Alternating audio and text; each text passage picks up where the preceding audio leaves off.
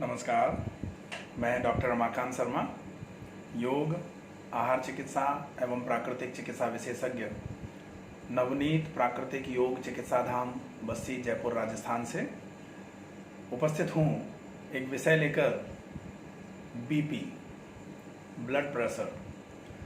Blood pressure से तात्पर्य होता है कि ब्लड का प्रेशर, लेकिन ब्लड का प्रेशर कहाँ पर? तो pressure of blood exerted on the blood vessel. तो ब्लड का, खून का दबाव खून की नलियों पर, इसको बोलते हैं बीपी।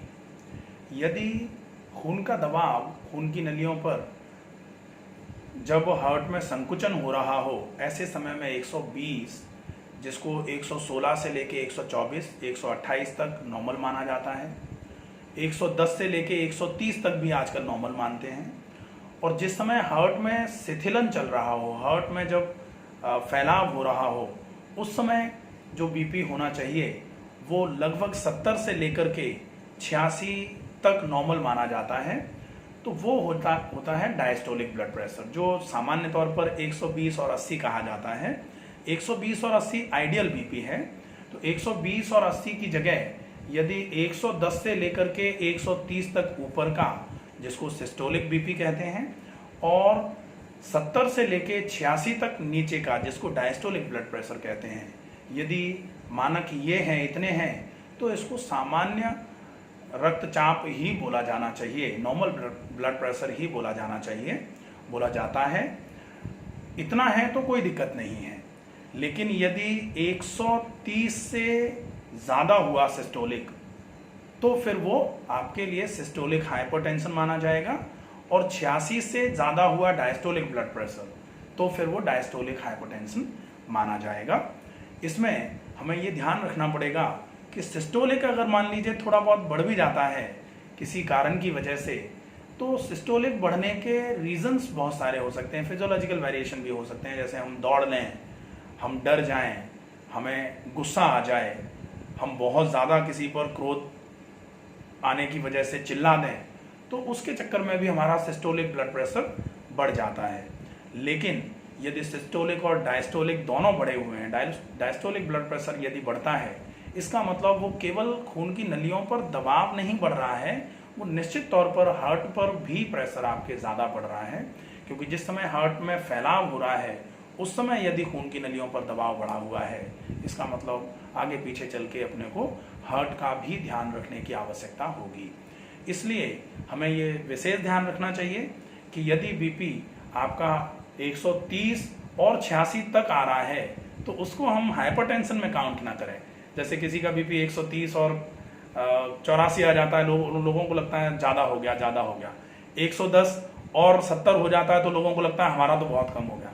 तो 110 और 70 भी कम नहीं है, और 130 और 86 भी ज़्यादा नहीं है।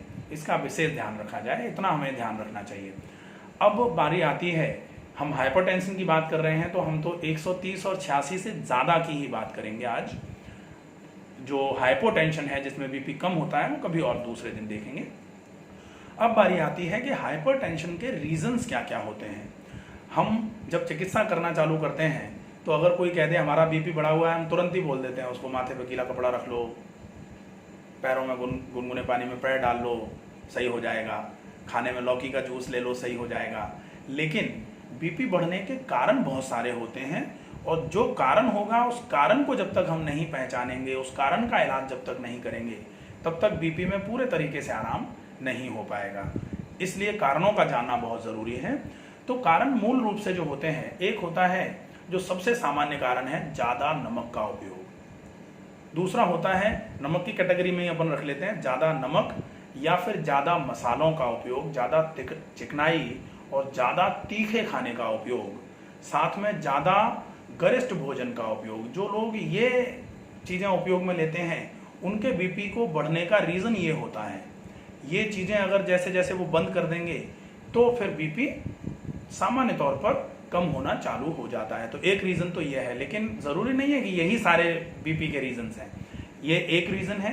दूसरे नंबर पर एक रीज़न होता है जब कोलेस्ट्रॉल आपकी खून की नलियों में ज़्यादा खून के साथ बहना चालू होता है, तब फिर वो कोलेस्ट्रॉल आपकी खून की नलियों की दीवारों पर जमना चालू हो जाता है, जिसकी वजह से वैस्कुलर हार्डनेस आती है। खून की नलियाँ धीरे धीरे करके हार्ड होना चालू होती हैं, तो जो उनकी तन्यता है वो खत्म हो जाती है, इलास्टिसिटी वेसल्स की जो है वो खत्म हो जाती है। यहाँ आपका जो ब्लड प्रेशर का मेंटेनेंस ब्रेन करता है कि थोड़ा आपको डर लगता है तो वो खून की नलियों को फैला देता है। डर की कंडीशन में उनको पता है, ब्रेन को पता है कि जैसे ही डरेंगे अभी बीपी बढ़ेगा, खून की नली अगर नहीं फैलेगी तो खूब फट सकती है, तो खून की नली थोड़ी फैल जाती है तो बढ़ा हुआ बीपी सामान्य बना रहता है। लेकिन यदि कोलेस्ट्रॉल के डिपोजिशन की वजह से पेरिफेरली इंटरनल सर्कमफेरेंशियल रीजन पर वेसल के, उसकी वजह से जो इलास्टिसिटी है वेसल की वो खत्म हो जाती है, तो ब्रेन फिर वेसल को फैला नहीं पाता, जिसकी वजह से भी बीपी होना चालू होता है।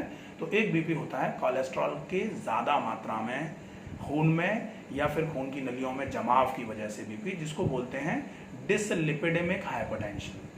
अब आती है बारी एक और कोलेस्ट्रॉल एक और रीजन होता है जो होता है कार्डियोजेनिक हाइपरटेंशन। कार्डियोजेनिक हाइपरटेंशन का मतलब होता है यहाँ हाइपरटेंशन का रीजन है हार्ट। यदि हार्ट में कहीं कोई समस्या है, हार्ट आपका पल्पिटेशन पर जा रहा है, या हार्ट में जो आपके हार्ट रेट्स हैं वो बढ़ रहे हैं, जिसको टैकीकार्डिया बोला जाता है, तो अगर आपके हार्ट रेट बढ़ रहे हैं, आपकी पल्स रेट बढ़ रही है, उसके साथ आपका बीपी बढ़ रहा है, तो निश्चित तौर पर आप ऐसा मान लीजिए, अगर ये पैथोलॉजिकली बढ़ रहा है, ये तो हार्ट रेट बढ़ना और पल्स रेट बढ़ना, ये आप दौड़ के आओगे तो भी हो जाएगा ये बीपी, लेकिन ये बीपी आप दौड़ के आओगे कुछ समय के लिए रहेगा, ये फिजियोलॉजिकल वेरिएशन होगा। जैसे ही थोड़ी देर आप 5-7 मिनट आराम करोगे, बॉडी अपने आप को फिर से बैलेंस कंडीशन में लेके आ जाएगी, बॉडी अपने आप को हार्मोनाइज कर लेगी। लेकिन ये बीपी बिना दौड़े हुए बढ़ गया था और बढ़ा ही हुआ है, कमी नहीं हो पा रहा है, तब इसको बोला जाएगा हाइपरटेंशन। हाँ, और वो हाइपरटेंशन का रीजन ये भी हो सकता है कि हार्ट में कहीं कोई रीजन हो, हार्ट में फिब्रिलेशंस हो रहे हो, एट्रियल फिब्रिलेशन होता है, वेंट्रिकुलर फिब्रिलेशंस होते हैं, तो हमें अगर बीपी ज़्यादा आ रहा है और स्पेशली अगर डायस्टोलिक ब्लड प्रेशर ज़्यादा आ रहा है, तो हमें हार्ट से रिलेटेड प्रोफाइल्स करवा लेनी चाहिए। उसमें सबसे पहले एक बार ईसीजी करवाई जाए, ईसीजी में अगर थोड़ा बहुत कुछ गड़बड़ लगती है तो हमें इको करवा लेनी चाहिए, हमें स्ट्रेस टेस्ट जो होता है जिसको टीएमटी बोलते हैं, ट्रेडमिल टेस्ट, वो करवा लेना चाहिए। तो अगर ये चीज़ें सारी सही आ रही हैं तो फिर हम ये मान लेंगे कि हार्ट पर कोई दिक्कत नहीं है। रीज़न डायस्टोलिक ब्लड प्रेशर के बढ़ने का एक और होता है, जो सामान्य तौर पर तो लोग यही सोचते हैं कि जो कार्डियोजेनिक फैक्टर होगा, लेकिन स्ट्रेस इंड्यूस्ड हाइपरटेंशन में भी डायस्टोलिक ब्लड प्रेशर 120 से 130 तक चला जाता है। एकदम से बहुत ज़्यादा आपको स्ट्रेस हुआ, एकदम से स्ट्रेस का लेवल बढ़ेगा, आप बहुत ज़्यादा एंग्जाइटी में आ जाएंगे, और जितना ज़्यादा एंग्जाइटी में आएंगे आपका डायस्टोलिक ब्लड प्रेशर भी बहुत ज़्यादा बढ़ जाएगा। इसको बोला जाएगा स्ट्रेस इंड्यूस्ड हाइपरटेंशन, जो सिस्टोलिक और डायस्टोलिक दोनों को बढ़ाएगा। Stress induced severe stress, severe anxiety के केस में ब्लड प्रेशर कभी कभी 210 तक पहुंच जाता है, 210, 220 तक पहुंचता है, और नीचे का जो हाइपरटेंशन जो डायस्टोलिक ब्लड प्रेशर है वो कभी कभी 120, 130 तक पहुंच जाता है। ऐसी कंडीशन में हमें इमरजेंसी सुविधाओं का उपयोग भी कभी कभी करने की आवश्यकता पड़ जाती है। अगर बीपी ज़्यादा देर तक मेंटेन नहीं हो पा रहा है तो फिर हमें कभी कभी पेशेंट को रेफर करके इमरजेंसी सेवाओं के लिए भेजना भी पड़ जाता है। ऐसी कंडीशन में यदि ऐसा कुछ हो तो फिर हमें रीज़न देखना होगा, और जब भी कुछ ऐसा देखा गया है तो ये भी रिसर्च स्टडीज़ में कभी आया है कि ऐसे बीपी को बढ़ते हुए बीपी को रोकने के लिए स्लीप इंड्यूसर्स भी दिए जाते हैं। आपके बीपी को रोकने के लिए अगर कहीं एंग्जाइटी साइकोसिस जो होती है, या एंग्जाइटी न्यूरोसिस, कहीं कोई न्यूरोलॉजिकल डिसऑर्डर की वजह से एंग्जाइटी हो रही थी, या साइकोलॉजिकल डिसऑर्डर की वजह से एंग्जाइटी हो रही थी, उसको काम डाउन करने के लिए स्लीप इंड्यूसर्स का यूज़ किया जाता है, और साथ में एंटी हाइपरटेंसिव और डायूरेटिक्स भी दिए जाते हैं। तो अब हम क्या कर सकते हैं, ये तो हो गए रीजंस। इन रीजनों के बाद अब रीजन क्लियर है बिल्कुल कि नमक, मिर्च, मसाला, चिकनाई, गरिष्ठ भोजन एक रीजन, दूसरा रीजन है आपका कोलेस्ट्रॉल, तीसरा रीजन है आपका कार्डियोजेनिक मतलब हार्ट में रीजन, और चौथा रीजन है स्ट्रेस। ये 4 विशेष रीजन हैं इसके अलावा जो छोटे मोटे रीजंस होते हैं वो होते हैं, जैसे स्ट्रेस के कारण बहुत सारे होते हैं। आजकल क्या हो रहा है कि स्ट्रेस सबसे ज़्यादा कहाँ से जनरेट हो रहा है? स्ट्रेस जनरेट हो रहा है इम्प्रॉपर मैनेजमेंट से। इम्प्रॉपर मैनेजमेंट चाहे वो हमारे विचारों में, हमारे अंदर का हो, चाहे वो हमारे परिवार या हमारे घर में लोगों के विचारों में असमंजस्य आ जाए, चाहे हम किसी इंस्टीट्यूट में काम करते हैं या फिर हम किसी इंस्टीट्यूट को चलाते हैं, उस समय जो लोगों को मैनेज करना है उस मैनेजमेंट में, तो इसको बोलते हैं हमें प्रबंधन करना है, हमें मैनेजमेंट भी संभालना है। लेकिन मैनेजमेंट संभालते संभालते हम परेशान हो जाएंगे तो फिर बड़ी मुश्किल आ जाती है। ऐसी समस्या में, ऐसी सिचुएशन में हमें ध्यान रखना चाहिए तनाव प्रबंधन का। हमें स्ट्रेस मैनेजमेंट करना है अपना, हमें एंगर मैनेजमेंट करना है अपना। हमें तनाव के चक्कर में क्रोध आना चालू होता है, और जो क्रोध आता है, कहा जाता है क्रोध पित्त निज छाती जा रहा। हमारा क्रोध हमको ही नुकसान करना चालू कर दे तो फिर उस क्रोध का क्या मतलब है? तो फिर ऐसे मैनेजमेंट का क्या मतलब है? तो हमें स्ट्रेस मैनेजमेंट करना है, हमें एंगर मैनेजमेंट करना है। अगर ये हमने कर लिया तो ये मान लीजिए कि बीपी को हम बहुत अच्छे तरीके से, पूरे तरीके से जड़ से ख़त्म कर सकते हैं। साथ में अगर कार्डियोजेनिक कोई स्ट्रेस था या कार्डियोजेनिक कोई फैक्टर था तो हमें एक बार हार्ट से रिलेटेड प्रोफाइल चेक करा लेनी चाहिए। उससे अगर कोई संदर्भित, कोई भी संबंधित चीज़ निकलती है तो उसका अलग से ट्रीटमेंट किया जा सकता है। साथ में अगर कोलेस्ट्रॉल ज़्यादा था तो हमें कोलेस्ट्रॉल को कम करने का ट्रीटमेंट करना चाहिए। कोलेस्ट्रॉल को कम करने के लिए हम अर्जुन की छाल का उपयोग कर सकते हैं। कोलेस्ट्रॉल को ठीक करने के लिए हम शरीर में से पसीना निकालने का काम कर सकते हैं। हम जितना ज़्यादा पसीना निकालेंगे, कोलेस्ट्रॉल एक तरीके से गाढ़ा फैट टाइप का होता है, तो जैसे जैसे हम शरीर में गर्मी पैदा करेंगे, शरीर में पसीना निकालेंगे, धीरे धीरे करके वो पिघलना चालू होगा। और जो हम व्यायाम करेंगे, जो हम श्रम या परिश्रम करेंगे, उससे शरीर में ऊर्जा की डिमांड बढ़ेगी। तो वो फैट जो है वो डिजॉल्व होकर के, हम जितना व्यायाम करें उतना ही खाएंगे तो फिर कैसे? फिर तो नहीं जमा हुआ निकलेगा। जमा हुआ कब निकलता है? जब हम जो व्यायाम कर रहे हैं, जो श्रम परिश्रम कर रहे हैं, उससे कम खाएं, तो फिर शरीर में जो पहले का जमा है वो टूट करके ऊर्जा देता है। कोई ऐसा तो है नहीं कि चम्मच डाल करके हम निकाल देंगे, नहीं निकलेगा। तो ऊर्जा के माध्यम से ही निकलेगा। और ऊर्जा कब खर्च होगी? जब आप ऊर्जा कम लोगे और ज़्यादा खर्च करोगे, तब तो आपकी जमा ऊर्जा खर्च होगी। तो अगर कोलेस्ट्रॉल की वजह से बीपी बढ़ रहा था तो फिर आपको कोलेस्ट्रॉल को निकालने के लिए आप डाइट में अर्जुन का छाल का उपयोग कर सकते हो। तेल घी चिकनाई बिल्कुल बंद कर दें, जितना कम हो सके उतना कम तेल घी चिकनाई लें, वो बहुत अच्छा रहेगा। साथ में एक चीज़ का विशेष ध्यान रखें कि मिर्च मसाले, बाहर का जो खाना है, मैदे से बना जो खाना है, जिसमें ज़्यादा मात्रा में नमक है, उस खाने का हम परहेज करें।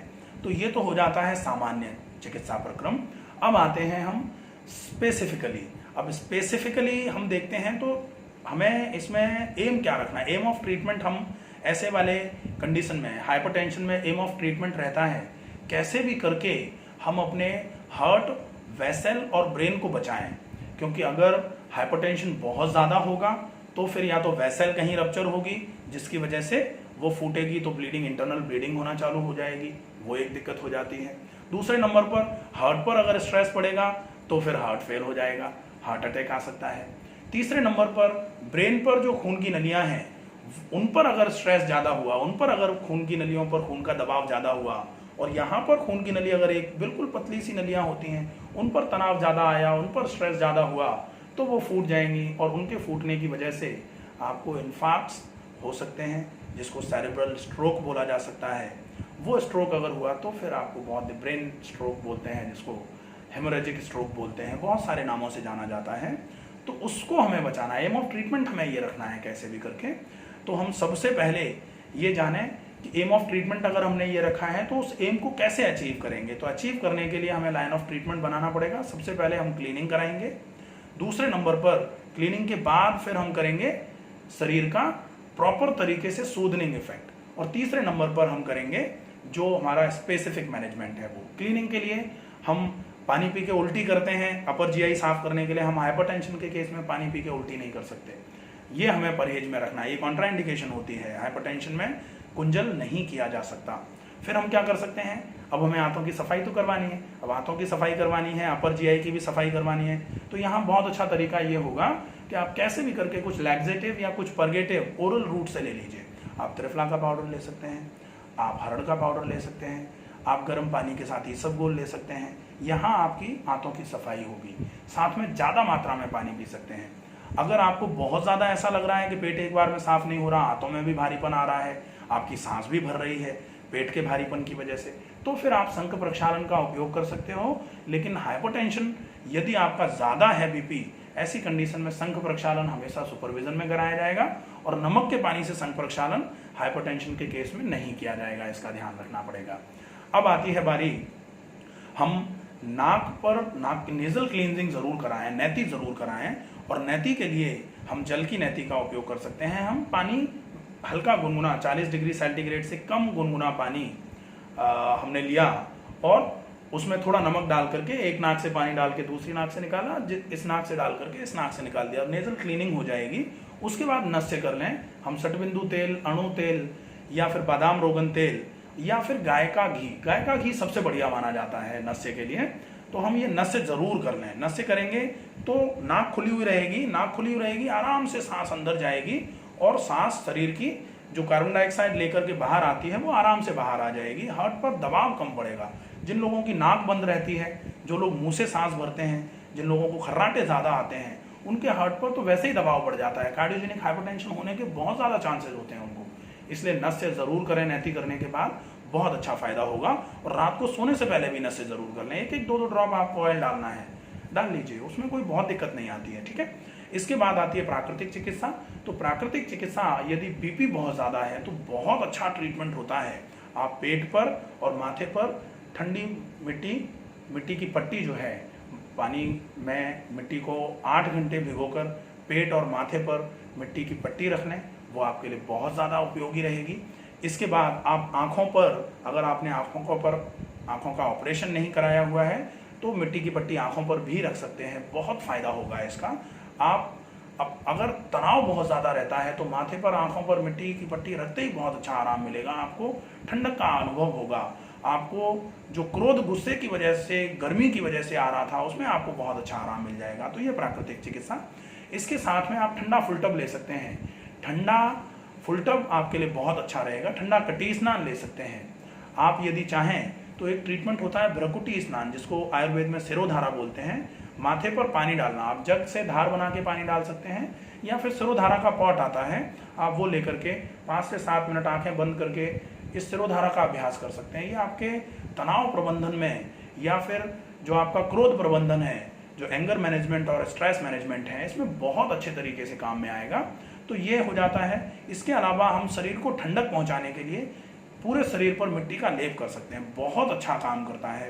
काली मिट्टी का, मुल्तानी मिट्टी का पूरे शरीर पर, सिर से लेकर तलवों तक पूरे शरीर को मोटा मोटा काली मिट्टी का लेप कर दिया। 30 से 40 मिनट के लिए वो मिट्टी छोड़ी, उसके बाद हम नहा लें। बीपी बहुत अच्छे तरीके से कंट्रोल होता है। हम गर्दन पर और रीढ़ पर ठंडे पानी से पोंछा लगा सकते हैं, या फिर हल्का सा ठंडा पानी, हम जैसे चाहें तो बर्फ का हल्का सा पानी ले सकते हैं ठंडा, उस पानी से पूरे के पूरे रीढ़ पर पोंछा लगा सकते हैं, या फिर कोई भी टर्किश टॉवल ठंडे पानी में गीली करके, मटके के पानी में गीली करके रीढ़ पर रख सकते हैं। ये भी हमारे लिए बहुत इफेक्टिव ट्रीटमेंट माना जाएगा हाइपरटेंशन के केस में। ये हो जाएगा प्राकृतिक चिकित्सा। चिकित्साएं और भी बहुत सारी हैं, लेकिन घरों में आराम से इतनी हो सकती है।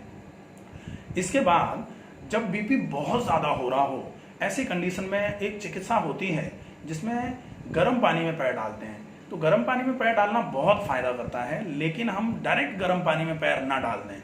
जैसे ही हम गर्म पानी में पैर डालते हैं, पैर ज़्यादा गर्म पानी में डालने की वजह से गर्मी ऊपर की तरफ बढ़ती है और यहाँ पर तनाव फिर से बढ़ जाता है, दिक्कत आएगी। तो हम हल्के गुनगुने पानी में पैर डालें, और जैसे जैसे हम पानी को सहन करने के योग्य होते जाएं हमारे पैर, थोड़ा थोड़ा करके हम पानी उसमें मिलाते जाएं। बहुत अच्छा ट्रीटमेंट रहेगा, ये बहुत अच्छा रहेगा। तो ये चिकित्सा कर सकते हैं, बहुत बढ़िया रहेगा। माथे पर, पूरे सिर पर हम बर्फ के पानी से सिकाई कर सकते हैं। बर्फ के पानी की गीली पट्टी जो है वो हम माथे पर और सिर पर रख सकते हैं। कहा जाता है सिर ठंडा रखना है, तो सिर को ठंडा करने के लिए मटके के पानी का या बर्फ के पानी का उपयोग सिर ठंडा करने के लिए किया जा सकता है। अब आते हैं हम आहार चिकित्सा में। तो बीपी के केस में आहार चिकित्सा में सवेरे सवेरे यदि शुगर नहीं है तो सबसे अच्छा रहेगा फ्रेश होने के तुरंत बाद आप पहले 5, 7, 10 दिन के लिए 1 से 1.5-2 चम्मच आंवले का पाउडर, और उसमें शुगर अगर नहीं है तो मिश्री मिला लें, और अगर शुगर है तो बिना मिश्री के लेना पड़ेगा। तो वो आप सवेरे सवेरे फ्रेश होते ही ले लीजिए, क्योंकि बीपी जब भी बढ़ा है ये जरूर देखा गया है कि एक बहुत बड़ा कारण होता है एसिडिटी। एसिडिटी का कारण होता है तनाव, तनाव का कारण होता है गुस्सा, गुस्सा, सब मिला जुला करके उस एसिडिटी को हमें खत्म करना है। सवेरे सवेरे आंवला मिश्री लेना सबसे बढ़िया माना जाता है, जो आपके पेट को ठंडा करेगा। पेट को ठंडा करने के साथ साथ आंवला जो है विटामिन सी भी है और माइल्ड लैक्सेटिव भी है, तो वो पूरी गंदगी आंतों की जो है ना साफ करवा देगा, पेट नरम करवा देगा।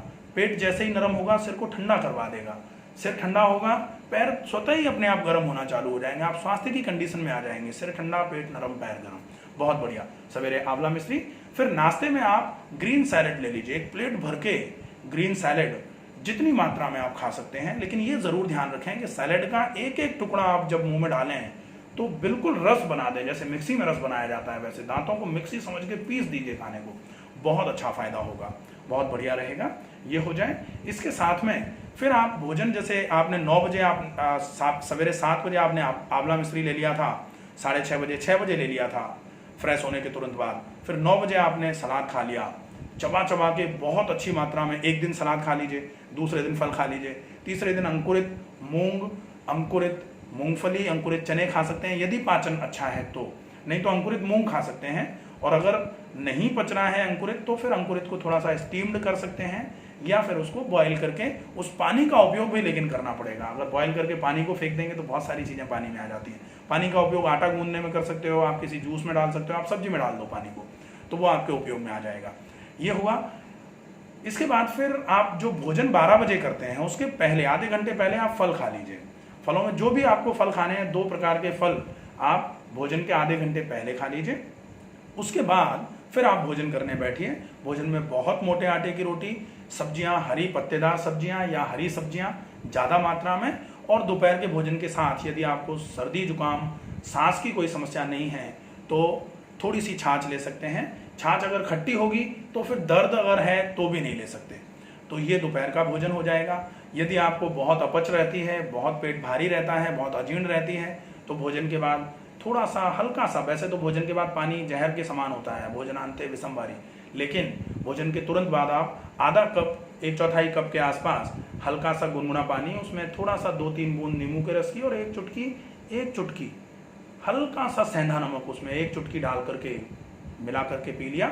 अगर आप सब्जी में नमक कम डालते हो तो आपको ये ध्यान रखना है, नमक आप अगर नमक की वजह, सोडियम की वजह, सोडियम इंड्यूस्ड हाइपरटेंशन है तो फिर बहुत मुश्किल हो जानी है, ठीक है, तो ये ध्यान रखें। इसके बाद फिर बारी आती है दोपहर 3-4 बजे के बीच में आप कुछ खाइए, क्योंकि आपको एसिडिटी को मेंटेन करके रखना है। लेकिन वो जो कुछ खा रहे हैं उसमें मैदे से बनी कोई चीज़ नहीं होनी चाहिए, उसमें मसाले से बनी कोई चीज़ नहीं होनी चाहिए, उसमें तेल चिकनाई वाली ज़्यादा चीज़ें नहीं होनी चाहिए। तो फिर आप वहाँ फिर से सलाद ले सकते हो, या फिर अगर पॉसिबल हो जाए तो 1 गिलास नारियल का पानी बहुत अच्छा रहेगा, बहुत फ़ायदा करेगा। या फिर लौकी का जूस ले सकते हैं, पत्ता गोभी का जूस ले सकते हैं, या फिर ककड़ी, खीरा और लौकी मिला करके, टमाटर मिला करके 1 गिलास जूस लिया जा सकता है, वो बहुत अच्छा रहेगा। कुछ लोगों की गर्म चीज़ लेने की आदत होती है तो वो सूप ले सकते हैं। फिर 7 बजे के पहले पहले आप शाम का खाना खा लीजिए। और रात को आप अगर बीपी बढ़ा हुआ है तो अगर कोलेस्ट्रॉल चेक कराया है, कोलेस्ट्रॉल ज़्यादा आ रहा है तो अर्जुन की छाल ले लीजिए। और अगर मान लीजिए कोलेस्ट्रॉल ज़्यादा नहीं है और हार्ट की भी कोई समस्या नहीं है, उसके बावजूद आपका बीपी बढ़ा हुआ है, तनाव की वजह से बीपी बढ़ा था, या फिर और जैसे नमक वगैरह के ज़्यादा उपयोग की वजह से या मसालों के उपयोग की वजह से बीपी बढ़ा था, तो फिर रात को आप 1 गिलास नींबू पानी, शहद का उपयोग कर सकते हैं सोने से लगभग आधे से 1 घंटे पहले। ये आपकी आहार चिकित्सा रहेगी। प्राणायाम में शीतकारी, चंद्र अनुलोम विलोम और चंद्र भेदी प्राणायाम बहुत अच्छे प्राणायाम होते हैं। आप चाहें तो नाड़ी शोधन अनुलोम विलोम का भी अभ्यास कर सकते हैं, ये प्राणायाम बहुत अच्छे रहेंगे। आसनों में बीपी जिनका बहुत ज़्यादा रहता है, जैसे मैंने बताया अभी बीपी अगर 220 और 120 आ रहा है किसी का, तो फिर आसन करने का अभ्यास न करें, ज़्यादा अच्छा होगा। आप टहलें, जितना टहलेंगे उतना अच्छा रहेगा, क्योंकि आसनों में हमें अपने शरीर को झुकाना, मोड़ना होता है, तो वो सिर की तरफ प्रेशर बढ़ेगा ही।